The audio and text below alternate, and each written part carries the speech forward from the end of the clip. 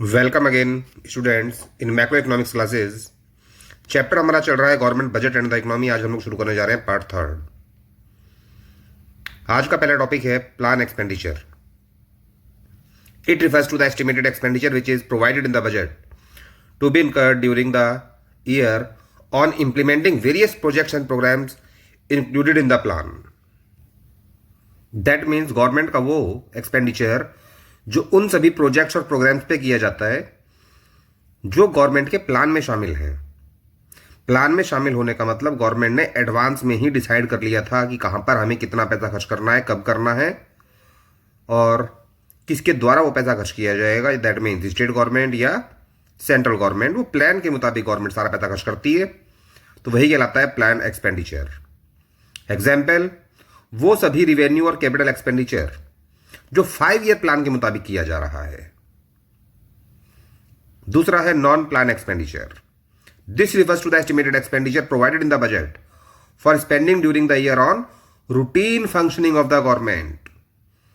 That means ये भी वो एक्सपेंडिचर है जो बजट के अंतर्गत किया जाता है, लेकिन ये रूटीन फंक्शनिंग पर किया जाता है गवर्नमेंट की, यानी कि रोजाना के दिनचर्या पर जो गवर्नमेंट को एक्सपेंसेस करने पड़ते हैं वो सभी खर्चे कहलाते हैं नॉन प्लान एक्सपेंडिचर। और खास बात इन एक्सपेंडिचर्स की ये है कि ये 5 ईयर प्लान के मुताबिक नहीं होते हैं, यानी कि 5 ईयर प्लान में इनके बारे में कुछ भी गिवन नहीं होता। Expenditure other than plan expenditure related to current 5 year plan is treated as non plan expenditure. Next, types of budget. Budget 3 प्रकार का हो सकता है। बैलेंस्ड बजट, यानी कि एक ऐसा बजट जिसमें गवर्नमेंट का एक्सपेंडिचर गवर्नमेंट के रिसिप्ट्स के इक्वल होगा। यह बात तो आपको पहले भी बताई गई है कि गवर्नमेंट अपने बजट में केवल एक्सपेक्टेड आइटम्स को दिखाती है, चाहे वो रिसिप्ट्स हो और चाहे वो एक्सपेंडिचर हो।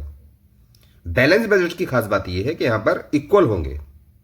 Estimated expenditure is equal to the estimated receipts of the government। ये कोई फॉर्मूला नहीं है, ये समझने के लिए है। Government estimated expenditure is equal to government estimated receipts.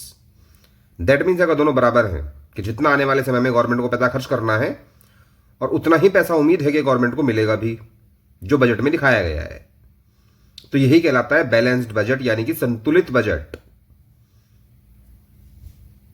Point number 2, surplus budget. Surplus का मतलब बचत, यानी कि फायदा। ये फायदे का बजट है, यानी कि बचत का बजट। इसमें गवर्नमेंट को बचत होगी, और बचत केवल तभी हो सकती है जब गवर्नमेंट को पैसा प्राप्त हो ज्यादा और खर्चा करना पड़े कम। दैट मीन्स यहां पर एक्सपेंडिचर कम होगा और रिसिप्ट्स गवर्नमेंट की ज्यादा होंगी। When government estimated receipts are more, ध्यान रखना यहां पर रिसिप्ट ज्यादा होंगी, then government estimated expenditure in the budget are known as surplus budget। और जैसे मैंने बताया था कोई फॉर्मूला नहीं है, ये बात को समझने के लिए होता है। Government estimated expenditure is less than the government estimated receipts. Expenditure होगा कम और रिसिप्ट्स होंगी उससे ज्यादा। Point number 3, deficit budget. When government expenditure exceeds government receipts in the budget, it is called a deficit budget। Deficit means loss, यानी कि ये है घाटे का बजट। और घाटा गवर्नमेंट को तभी होगा जब गवर्नमेंट को एक्सपेंडिचर करना पड़ेगा ज्यादा और गवर्नमेंट को पैसा प्राप्त होगा कम। When government expenditure exceeds government receipts in the budget, it is called a deficit budget। ये बात नीचे बताई गई है, government estimated expenditure is greater than the government estimated receipts. जब गवर्नमेंट को पैसा ज्यादा प्राप्त होता है तो वो गवर्नमेंट के लिए फायदा है, यानी कि सरप्लस बजट। लेकिन अगर गवर्नमेंट को ज्यादा पैसा खर्च करना पड़ रहा है तो ये गवर्नमेंट के लिए घाटा होगा। अगर बजट के मुताबिक गवर्नमेंट ज्यादा पैसा खर्च करती है तो वही कहलाता है डेफिसिट बजट। डिटेल में हमें केवल डेफिसिट बजट को ही पढ़ना है। merits and demerits of deficit budget.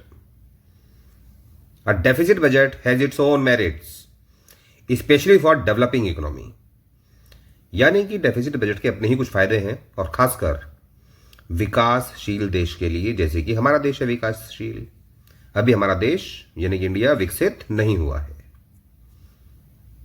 For example, point number 1, it accelerates economic growth. अर्थात जब गवर्नमेंट ज्यादा पैसा खर्च करती है देश पर, यानी कि गवर्नमेंट बनाती है घाटे का बजट, तो इससे देश में आर्थिक विकास में तेजी आती है। और दूसरा फायदा, it enables to undertake welfare programmes of the people. It means government कल्याणकारी कार्यों पर ज्यादा पैसा खर्च करती है और वहां से रिटर्न्स कुछ मिलते नहीं है। यही कारण है कि यहां पर गवर्नमेंट को घाटा होता है, यानी कि एक्सपेंडिचर करना पड़ता है ज्यादा और रिसिप्ट्स होती हैं कम। At the same time it has demerits, यानी कि डेफिसिट बजट के फायदों के साथ साथ उसके कुछ नुकसान भी हैं। Point number 1, it encourages unnecessary and wasteful expenditure by the government, यानी कि डेफिसिट बजट बढ़ावा देता है बेकार के खर्चों को, ऐसे गवर्नमेंट के एक्सपेंडिचर जिनकी कोई जरूरत नहीं है, और यहां पर गवर्नमेंट का पैसा केवल और केवल वेस्ट हो रहा है। And number 2, it may lead to financial and political instability. इसका मतलब हुआ कि गवर्नमेंट जब डेफिसिट बजट बनाती है तो इससे वित्तीय अस्थिरता पैदा होती है देश में, और साथ साथ राजनीतिक अस्थिरता पैदा होती है, क्योंकि राजनीति में सरकार हमेशा स्थिर होनी चाहिए। लेकिन जब गवर्नमेंट ज्यादा ही डेफिसिट बजट बनाएगी और लगातार बनाएगी तो इससे देश में नुकसान ज्यादा होता है, गवर्नमेंट को ज्यादा कर्ज लेना पड़ता है, गवर्नमेंट को अपने असेट्स बेचने पड़ते हैं उस घाटे को रिकवर करने के लिए, यानी कि बढ़ावा देना पड़ता है प्राइवेटाइजेशन को, जिसकी वजह से जनता के द्वारा सरकार को गिरा दिया जाता है। तो इस प्रकार से डेफिसिट बजट के अपने कुछ फायदे भी हैं और अपने कुछ नुकसान भी हैं। Next, types of deficit budget में पहले हम लोग पढ़ेंगे revenue deficit, then fiscal deficit, और लास्ट में पढ़ेंगे फिर प्राइमरी डेफिसिट। तो शुरुआत करने जा रहे हैं हम लोग रिवेन्यू डेफिसिट, जिसमें आपको केवल 2 ही बातें ध्यान रखनी है, revenue receipts of the government and revenue expenditure of the government. जैसे कि आपको बताया गया था कि एक्सपेंडिचर गवर्नमेंट के 2 प्रकार के होते हैं, एक रिवेन्यू एक्सपेंडिचर और एक कैपिटल एक्सपेंडिचर। यहां पर हमें केवल रिवेन्यू आइटम से ही मतलब होगा, चाहे वो रिसिप्ट्स हो और चाहे वो एक्सपेंडिचर हो।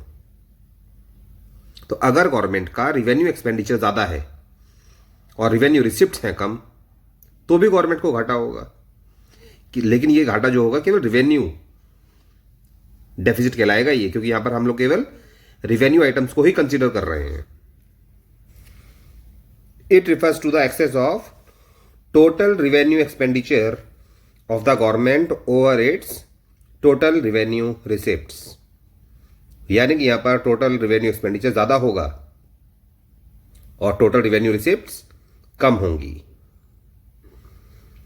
इसी बात को फॉर्मूले के रूप में ऐसे लिखा जा सकता है, revenue deficit is equal to revenue expenditure minus revenue receipts.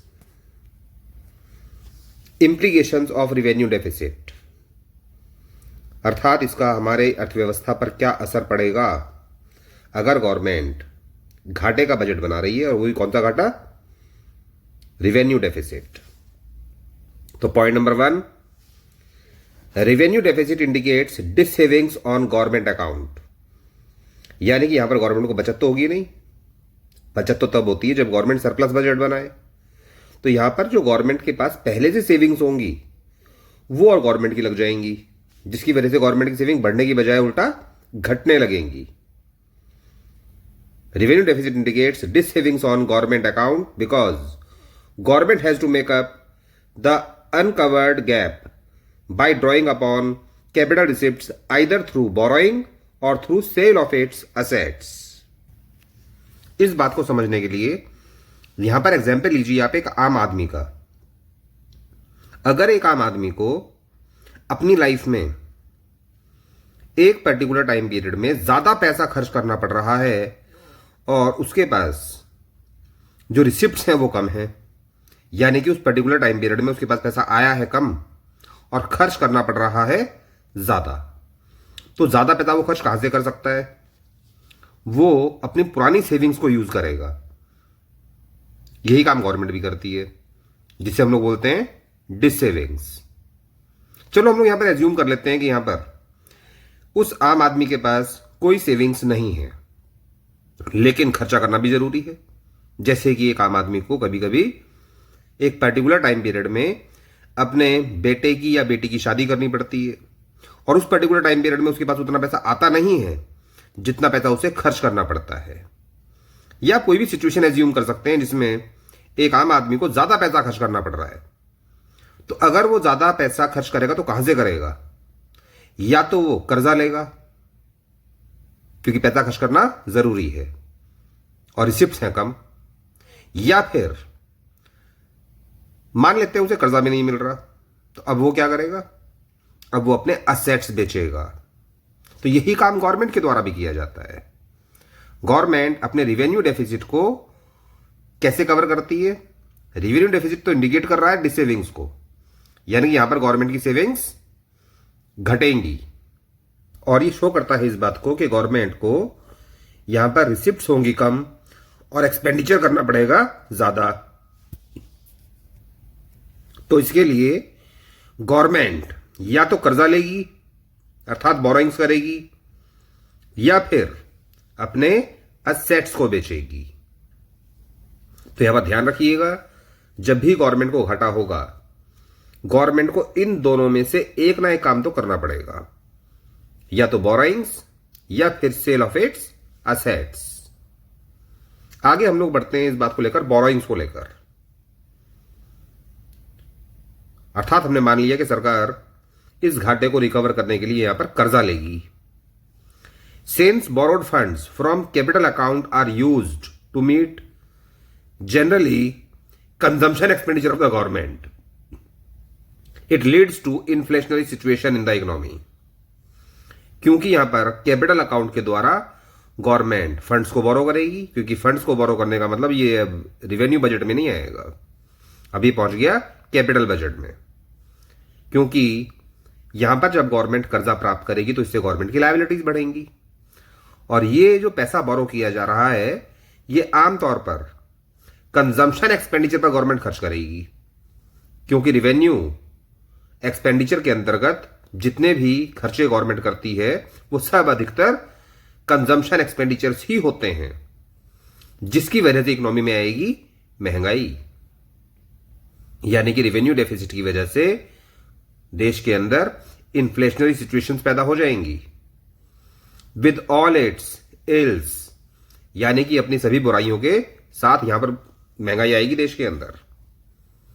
Thus, revenue deficit may result either in increasing government liabilities or in reduction of government assets. तो कुल मिलाकर या तो गवर्नमेंट को यहां पर कर्जा लेना पड़ेगा या फिर अपने एसेट्स बेचने पड़ेंगे, और दोनों ही सिचुएशंस में राजनीतिक अस्थिरता पैदा होगी, क्योंकि अगर गवर्नमेंट कर्जा ले रही है तो भी ये कहलाएगा कि सरकार जो है देश को डुबा रही है। कोई ये नहीं सोचेगा कि गवर्नमेंट ज्यादा खर्चा किस पे कर रही है, हम पे ही कर रही है। और अगर गवर्नमेंट ने असेट्स बेचे तो भी वो यही कहलाएगा कि गवर्नमेंट देश बेच रही है।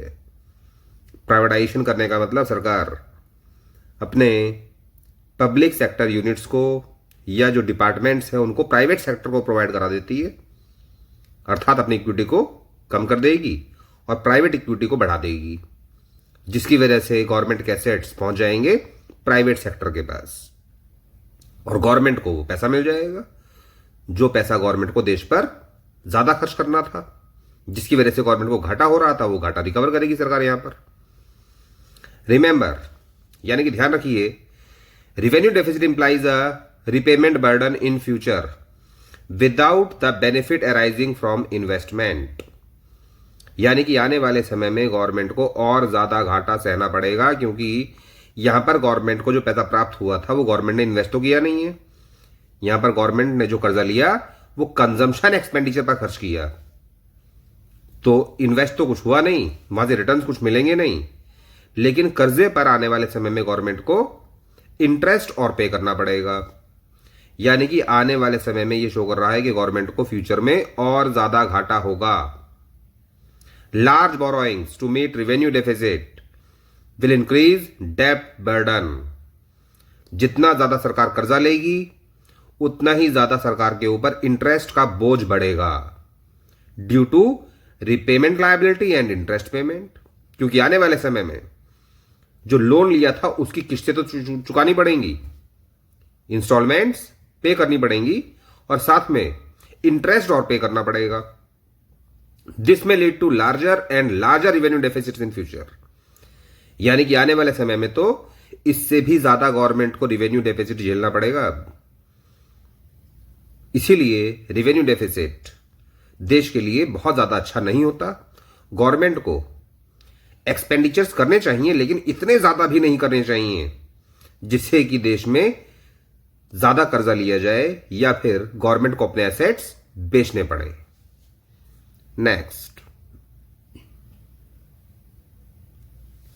Next topic is fiscal deficit. It is defined as excess of total expenditure over total receipts excluding borrowings during a fiscal year. That means यहां पर गवर्नमेंट का टोटल एक्सपेंडिचर होगा ज्यादा और टोटल रिसिप्ट्स होंगी कम। लेकिन इस बात का ध्यान रखिएगा, यहां पर टोटल रिसिप्ट जो हमें लेनी है वो लेनी है बोरोइंग्स को छोड़कर, यानी कि total receipts excluding borrowings. Borrowings government की एक रिसिप्ट है जिसके अंतर्गत गवर्नमेंट के पास पैसा आता है, लेकिन साथ में कर्जा भी बढ़ता है। तो यहां पर टोटल रिसिप्ट्स में से बोरोइंग्स को माइनस करने के बाद बाकी जो टोटल रिसिप्ट्स होंगी वो ली जाएंगी। टोटल एक्सपेंडिचर इंडिकेट कर रहा है यहां पर revenue expenditure plus capital expenditure. Same ऐसे ही टोटल रिसिप्ट यहां पर क्या इंडिकेट करती हैं? Revenue receipts plus capital receipts. लेकिन कैपिटल रिसिप्ट्स केवल वो जिसमें बोरोइंग्स ना हो। यही इसका फॉर्मूला है। Fiscal deficit is equal to total budget expenditure minus total budget receipts. लेकिन टोटल बजट रिसिप्ट्स कौन सी लेनी है हमें? जिसमें बोरोइंग्स को शामिल नहीं किया जाएगा। That means excluding borrowings. या फिर आप दूसरा फॉर्मूला यूज कर सकते हैं इसका। Fiscal deficit is equal to net borrowings at home plus borrowings from the central bank, that means RBI, plus borrowing from abroad. जिसका आसान भाषा में मतलब हुआ fiscal deficit is equal to total borrowings of the central government. Central government के द्वारा जितना भी कर्जा लिया जाएगा वही कहलाएगा फिस्कल डेफिसिट, यानी कि राजकोषीय घाटा। यह तो पहला फॉर्मूला यूज कीजिए, total budget expenditure minus total budget receipts. लेकिन बजट रिसिप्ट्स कौन सी? जिसमें बोरोइंग्स को शामिल नहीं करना। और अगर बोरोइंग्स को शामिल करना है तो केवल और केवल बोरोइंग्स ही ले लीजिए, बाकी सब कुछ छोड़ दीजिए। That means fiscal deficit is equal to total borrowings of the government. How is fiscal deficit met? यानी कि राजकोषीय घाटा गवर्नमेंट पूरा कैसे करती है? Fiscal deficit can be adjusted through borrowings, जैसे कि ऊपर अभी आपको फॉर्मूले में बताया गया था। फिस्कल डेफिसिट को गवर्नमेंट पूरा करेगी बोरोइंग से, चाहे वो कर्जा देश के अंदर से लिया जाए आम जनता से, जिसे पब्लिक डेब्ट भी कहा जाता है, या फिर गवर्नमेंट ये कर्जा लेगी रिजर्व बैंक ऑफ इंडिया से, या फिर ये कर्जा गवर्नमेंट लेगी देश के बाहर से। तो fiscal deficit can be adjusted through borrowings and deficit financing. Deficit financing का मतलब है कि यहां पर गवर्नमेंट को और नोट छपवाने पड़ेंगे, यानी कि यहां पर गवर्नमेंट आदेश देगी सेंट्रल बैंक को कि गवर्नमेंट घाटे में जा रही है, अर्थात गवर्नमेंट को ज्यादा पैसा खर्च करना पड़ रहा है और रिसिप्ट हुई है कम, अर्थात पैसा आया कम है और जाएगा ज्यादा। तो ज्यादा जाएगा कहां से? इसके लिए गवर्नमेंट आदेश देगी सेंट्रल बैंकों के और नोट देश में छापे जाएं, क्योंकि गवर्नमेंट को ज्यादा पैसा खर्च करना पड़ रहा है। इस तरीके से फिस्कल डेफिसिट को पूरा किया जाता है। नेक्स्ट,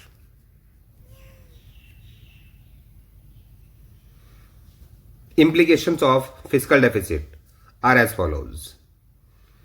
इसका अर्थव्यवस्था पर क्या असर पड़ेगा? Fiscal deficit is a measure of borrowings requirement of the government to meet budget expenditure. Fiscal deficit एक मेजर है जिससे हमें पता चल जाता है कि गवर्नमेंट को कितना कर्जा लेना पड़ेगा बजट एक्सपेंडिचर करने के लिए। Borrowing increase government future liability to repay loans and interest there on.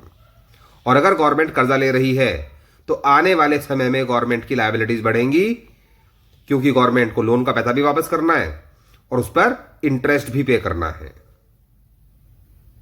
Point number 2, it leads to inflationary pressure in the economy. यानी कि ज्यादा घाटा होने पर इससे गवर्नमेंट हो सकता है कि देश में टैक्सेस बढ़ा दे अब उस घाटे को रिकवर करने के लिए, जिसकी वजह से देश के अंदर इन्फ्लेशनरी प्रेशर पैदा होता है। और महंगाई पैदा होने का एक कारण और भी है कि जब गवर्नमेंट ज्यादा पैसा देश में खर्च करेगी तो ये आम जनता के लिए एक इनकम होगी, और जब आम जनता की इनकम बढ़ेगी तो उनकी डिमांड भी बढ़ेगी गुड्स एंड सर्विसेज के लिए, और जब डिमांड बढ़ती है तो प्राइसेस का लेवल भी बढ़ना शुरू हो जाता है, क्योंकि प्रोड्यूसर इस चीज का फायदा उठाते हैं। तो कुल मिलाकर अगर गवर्नमेंट को राजकोषीय घाटा होता है, दैट मीन्स फिस्कल डेफिसिट, तो इससे देश में महंगाई भी आती है। Point number 3, high fiscal deficit generally leads to wasteful and unnecessary expenditure. अगर फिस्कल डेफिसिट ज्यादा हो रहा है तो ये इस बात को इंडिकेट करता है कि गवर्नमेंट बेकार की जगहों पर ज्यादा पैसा खर्च कर रही है, ऐसी जगहों पर जहां पर कोई आवश्यकता नहीं है पैसा खर्च करने की। It can create inflationary pressure in the economy, और इसी वजह से देश में महंगाई भी आती है फिर, क्योंकि गवर्नमेंट का जो एक्सपेंडिचर है वो आम जनता के लिए इनकम होता है। पॉइंट नंबर 4, अल्टीमेटली गवर्नमेंट में कंपेल्ड टू बोरो मोर। अर्थात कुल मिलाकर यहां पर गवर्नमेंट मजबूर हो जाएगी ज्यादा कर्जा लेने के लिए, to finance even interest payment. यानी कि गवर्नमेंट के पास हो सकता है इतना पैसा भी ना हो कि गवर्नमेंट इंटरेस्ट पे कर सके। बाकी खर्चों की तो बात अलग रही, इंटरेस्ट पे करने के लिए भी यहां पर गवर्नमेंट को कर्जा लेना पड़ेगा, leading to emergence of vicious circle and डेब्ट ट्रैप, जिसकी वजह से सरकार कर्ज के जाल में फंसती ही चली जाएगी, क्योंकि इंटरेस्ट पे करने के लिए भी अगर कर्जा लेना पड़ रहा है दैट मीन्स आप कर्ज के जाल में फंसते जा रहे हो। और एक बार अगर जाल में फंस जाए, चाहे वो इंसान हो या गवर्नमेंट, उस जाल से बाहर निकलना फिर आसान नहीं होता। इसलिए फिस्कल डेफिसिट हमेशा एक लिमिट के अंदर ही होना चाहिए। अगर गवर्नमेंट ज्यादा डेफिसिट दिखा रही है, फिस्कल डेफिसिट, तो ये भी देश के लिए अच्छा नहीं होता, और इसी की वजह से देश में राजनीतिक अस्थिरता पैदा होती है, सरकार को गिरा दिया जाता है, फिर नई सरकार बनती है, नए चुनाव होते हैं। और लास्ट टॉपिक है हमारा प्राइमरी डेफिसिट, प्राथमिक घाटा। It is defined as fiscal deficit minus interest payments on previous borrowings. यही इसकी डेफिनेशन है और यही इसका फॉर्मूला भी है। अगर फिस्कल डेफिसिट में से माइनस कर दिया जाए वो इंटरेस्ट जो गवर्नमेंट को बोरोइंग्स पर पे करना पड़ा था, तो उसके बाद जो घाटा दिखाई देगा, फिस्कल डेफिसिट तो अपने आप में घाटा है, लेकिन उस घाटे में से अगर गवर्नमेंट माइनस कर दे वो इंटरेस्ट जो कि गवर्नमेंट ने बोरोइंग्स पर पे किया था, तो उसके बाद जो घाटा दिखाई देगा वो कहलाएगा primary deficit. The goal of measuring primary deficit is to focus on present fiscal imbalances. यानी यहां पर जो गवर्नमेंट का गोल है प्राइमरी डेफिसिट को मेजर करने का, वो गोल क्या है, ये पता लगाना कि एट प्रेजेंट फिस्कल इम्बैलेंस कितना है। फिस्कल इम्बैलेंस वो भी प्रेजेंट का, क्योंकि पास्ट में जो हमने बोरोइंग्स की थी उसकी वजह से हमें इंटरेस्ट पे करना पड़ा। तो इंटरेस्ट पेमेंट कभी भी प्रेजेंट से रिलेटेड नहीं होता है। इंटरेस्ट पेमेंट हमेशा संबंधित होता है पास्ट से, और यहां पर गवर्नमेंट का मकसद है केवल और केवल प्रेजेंट फिजिकल इंबैलेंसेस को मेजर करना। इसलिए गवर्नमेंट पास्ट बोरोइंग्स पर जो इंटरेस्ट पे किया गया है करंट पीरियड में, उस इंटरेस्ट को गवर्नमेंट यहां से माइनस कर देती है। दस primary deficit indicates borrowings on account of current expenditure of the government exceeding it's receipts, यानी करंट पीरियड में जो गवर्नमेंट को पैसा प्राप्त हुआ था और करंट पीरियड की वजह से जो गवर्नमेंट को एक्सपेंडिचर करना पड़ा, इन दोनों का डिफरेंस कहलाएगा प्राइमरी डेफिसिट, क्योंकि यहां पर पास्ट बोरोइंग्स का जो इंटरेस्ट है वो माइनस कर दिया जाता है। इंप्लीकेशंस ऑफ प्राइमरी डेफिसिट, प्राथमिक घाटे का देश पर क्या असर पड़ेगा, अर्थव्यवस्था पर क्या असर पड़ेगा।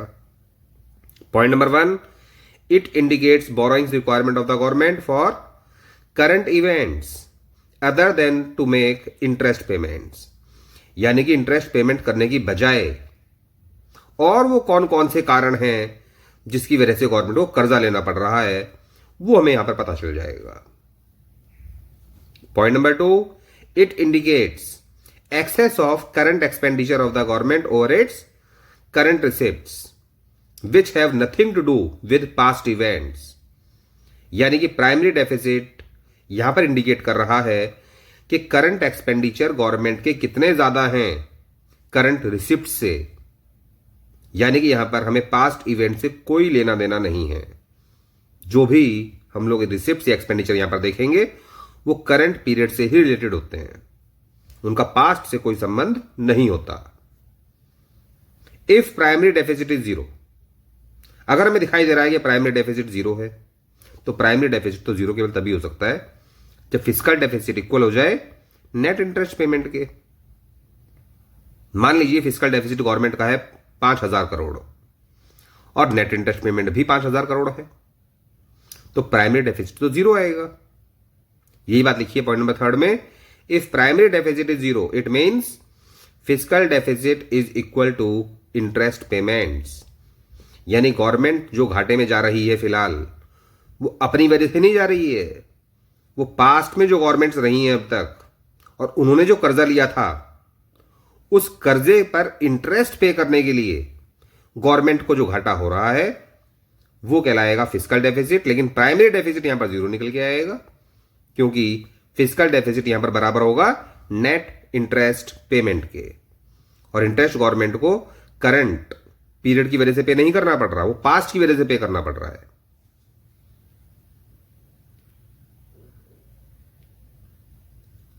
That's all for this session. अब इस चैप्टर में आपके बचे हैं केवल और केवल कुछ क्वेश्चंस करने के लिए, जो आपको नेक्स्ट सेशन में कराए जाएंगे। तब तक लगातार वीडियोस को देखिए, टॉपिक्स को याद कीजिए, समझिए। कोई अगर प्रॉब्लम आ रही है तो मुझे आप इस नंबर पर व्हाट्सएप कर सकते हैं, और चाहो तो फोन भी कर सकते हैं। अगर मैं फ्री हुआ तो आपको जवाब जरूर दूंगा, या फिर बाद में टाइम दे दूंगा आपको। लेकिन लगातार वीडियोस को देखिए, समझिए, याद कीजिए। चैनल को सब्सक्राइब भी कीजिए और शेयर भी कीजिए। Thank you.